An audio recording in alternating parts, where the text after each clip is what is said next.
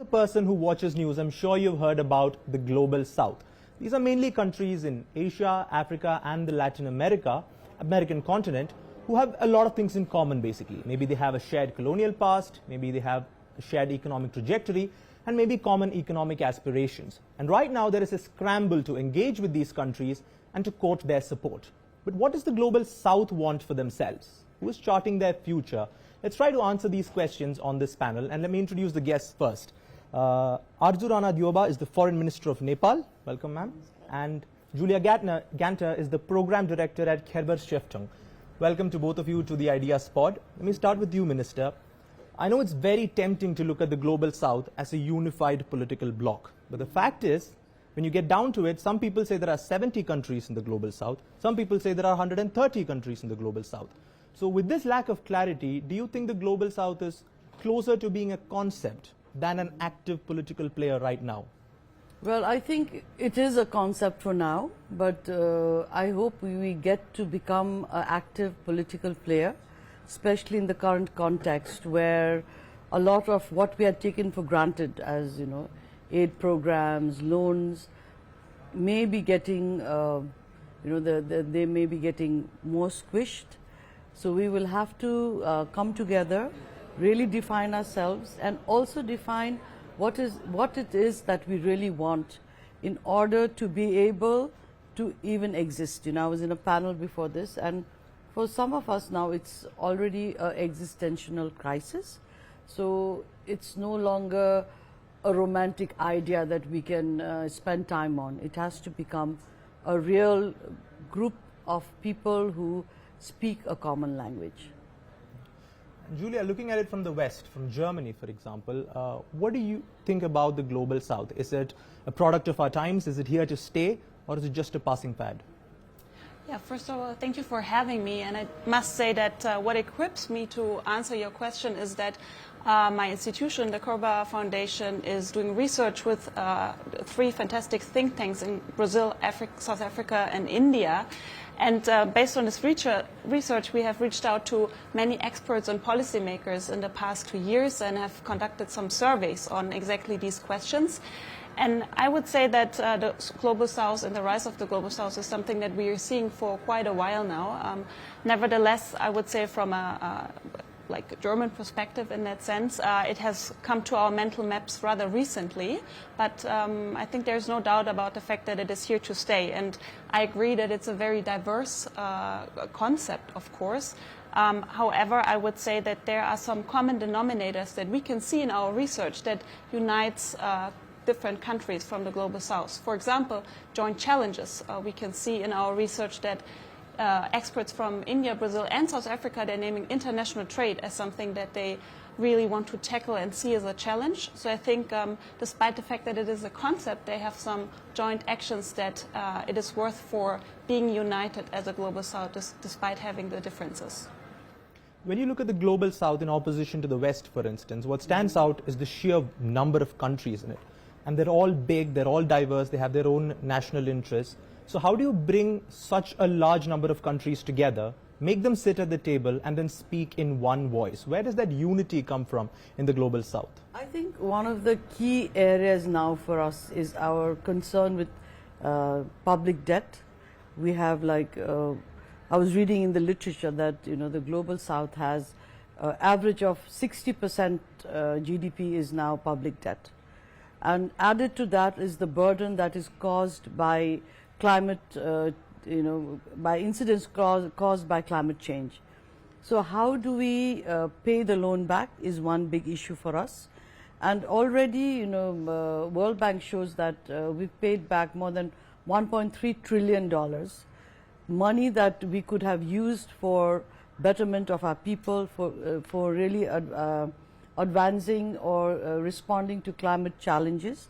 So all these kind of things will bring us together, I think, and one of the common denominators for us is this huge debt that we owe, and then the debt is repayment of the debt is a very big challenge for us, and that is a unifying factor also.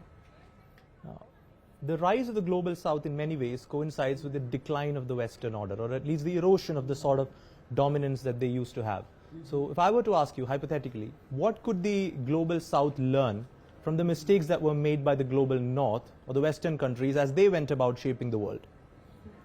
First of all, I must apologize because I don't really agree with this kind of framing. From my perspective, it's not that in the past 80 years only countries that we would count among the West have shaped the international order, right? Thinking about the fact that there were mistakes made, okay, we can take that. But I think it was not exclusively a Western development. We can see, for example, despite the fact that IMF and World Bank, they have huge need for reform, there was some movement within these institutions with regards to quotas and so on. So I think that, first of all, it takes kind of the agency from the global south if we just look at it that way. But I don't want to escape your question. So I think that something that we could consider as our mistake is, first of all, that growth was not inclusive enough. Cooperation was not beneficial for all sides involved. And also what we are learning in Europe for the past 3 years specifically is that it's not a good idea to be too dependent on one country. And I think the concept of multi-alignment is not something that the Global South needs to learn from us, but we rather need to learn from the Global South in this current moment where we woke up in a world that is not as transatlantic anymore for us in Europe than it was before. Yeah. Now, if you look at any political organization, and I don't just mean the Global South, historically any organization, they tend to thrive when there's a clear leadership, when everybody knows who's calling the shots and who speaks for you. Do you see this sort of a leader emerging in the Global South? Because I know that China and India have both staked claim to that leadership position. How does a country like Nepal, for example, look at this leadership tussle within the Global South? Well, for Nepal, it's a balancing act, and our very location is between China and India. It's one of the most strategic locations in the world, but also a very geopolitically sensitive place. And the leadership of China and India both on the global stage seem to be, going at their own pace. India is leading in some issues, China is leading on some issues. So for countries like Nepal, it's trying to balance and also to see where the alignment best fits so that Nepal as a nation can progress. So for this, like I was in this session just now on a Marshall Plan on climate action.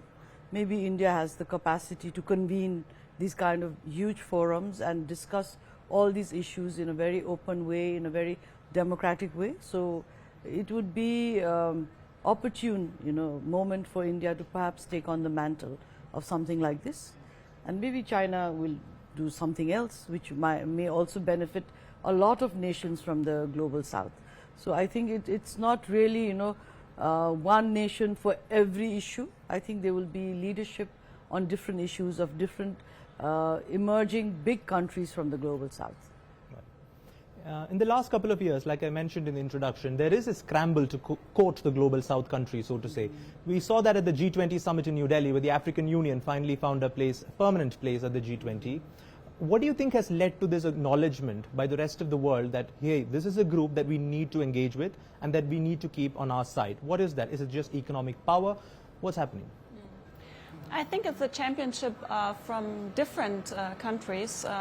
We specifically in our research call them the emerging middle powers who take on some specific responsibility. And I don't think that it's only because of economic power. And South Africa, for example, is a great example for that. They are very vocal on the international stage, calling out our international rules and norms very vocally. And I think that's also a way how you can raise the awareness in Western countries. Right. Let's also talk about long-term goals now. And I know this is something both of you are interested in. What is the long-term goal of the Global South, which is exactly what our topic is about? Is it about creating a new world order, a completely different one? Or is it about making reforms wherever necessary in the existing world to make it a better place for everyone? Minister, you first. I think it's a bit of both. There might be some new issues where the emerging countries of the global south may have a better handle on, and maybe, you know, in those areas maybe a new kind of dynamics may emerge.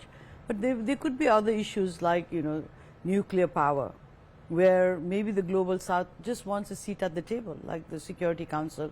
So I think it's not either or, but a mix of both. Just to follow up to that, you spoke about the UN Security Council as an example. India has been trying for the longest time to get a seat on that table, but the country opposing it is also a global south country, which is China. So how do we handle those sort of differences? Well, that's for, you know, the big heads in this world to think about, because I think both these countries are now emerging powers. And I think it's not only the countries of the global south which, you know, pay tribute to both these countries. Their voices are loud and clear, and I think it's very important to have a balance on all these important fora. Julia, what do you think about the long-term goal here? Is it a new world order from the ashes of the old one? We have exactly posed some questions in our survey on that topic, and what we can take from it is that at least in India, Brazil and South Africa, there's clearly no interest in a revolution, but in reform. Because we have asked, for example, a question on the United Nations Security Council, and respondents have mentioned that they prefer a reform of the council and not a replacement. Also, with regards to IMF, there's interest in reform. Nevertheless, our research also shows that, and I mean that's not news, but still there's some evidence for that, countries are very frustrated. So, for example, the United Nations, was kind of the center point for the international order, is seen as not as relevant anymore compared to G20 and, for example, in Brazil, even BRICS. And also, when you ask experts about which institution is best equipped to solve global challenges 10 years from now, it's not the UN, it's G20. So I think this kind of reflects a frustration. But still, I would say reform, not revolution, is rather what we can take from it. There seems to be a consensus here on that, at least. Now, when we talk about the voice of the global south, the BRICS is a grouping that often comes up a lot. And they started out with just 4 members. Now it's grown to 10. So clearly there is interest in the BRICS as an alternative, or at least something that's different from the existing Western order. How does Nepal see the BRICS and its growth over the years? Do you think it's building an effective alternative for the global south? They have not really, forgive my limited knowledge, but I don't think we have really interacted that much with BRICS, whereas the UN body is a body of which Nepal is a member. And because we are a very small nation, I think there is still something about multilateralism that the UN Charter stresses upon, that countries like Nepal, and yesterday we heard Liechtenstein and, you know, other countries also talk about this, that we still subscribe to it. And of course BRICS, if they would reach out to us, I'm sure we would also like to interact with them. But it's not something I've really, you know, really been studying, so I'm not in a good position to answer that question. What do you think about the challenge being mounted by the BRICS? Is it a viable one? Well, being a messenger coming from Europe in that case, I have to admit that many people are concerned about, or were concerned about, the expansion of the BRICS grouping. Even if I think there's consensus on, it's always good when people sit and talk, and this also reflects the BRICS to some extent. However, we have also heard from many different countries, also this morning, for example, from Indonesia, that BRICS is not seen as a substitute or kind of a rival of the G7, and that there are different interests connected with it. So I think this is kind of something that makes Europeans sleep and not concerns them then too much with regards to BRICS. Yeah. I think perception is also very important here.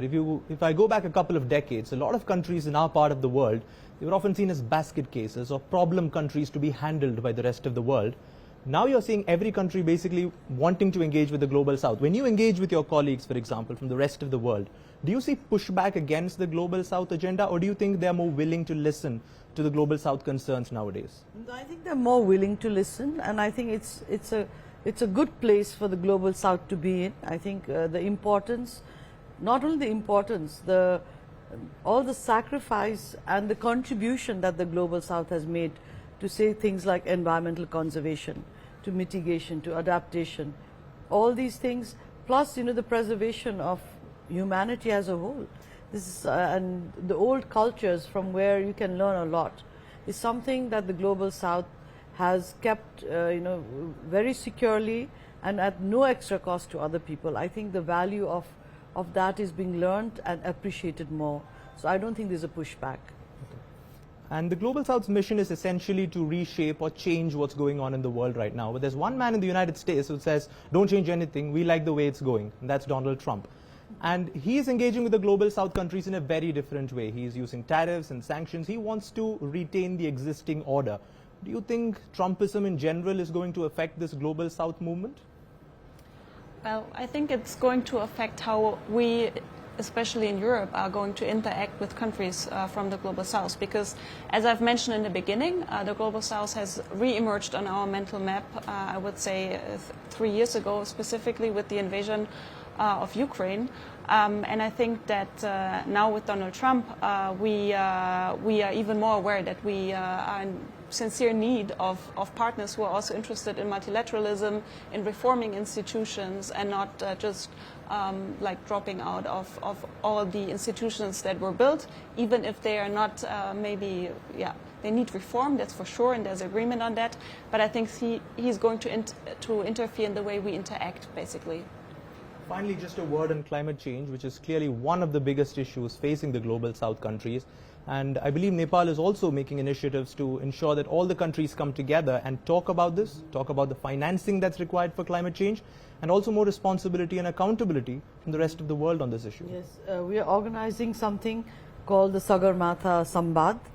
That's like the Everest Dialogue, and it's the first edition that we are organizing this year from 16th to 18th of May. And I hope you all are also going to be part of it, because we are going to be looking at specifically the mountains and how humanity is living on it, and the high cost that we are bearing for the high cost of climate change. And the bearing is not only for the people living in Nepal. The millions who live in the Indian subcontinent are also affected by the glaciers and the snows of the Himalayas. So it's a very important discussion, and I hope all of you, whoever is here and whoever is going to listen to this, will come to participate in it. I think going forward, it's quite clear that the Global South is going to be one of the most important players in the world, not just because of the sheer number of people living in the Global South, but also because of how the Global South is engaging with the rest of the world and what our priorities are. So we'll keep this conversation going, and thank you so much to both of you for joining us on the Ideas Pod. Thank you so much. Thank you.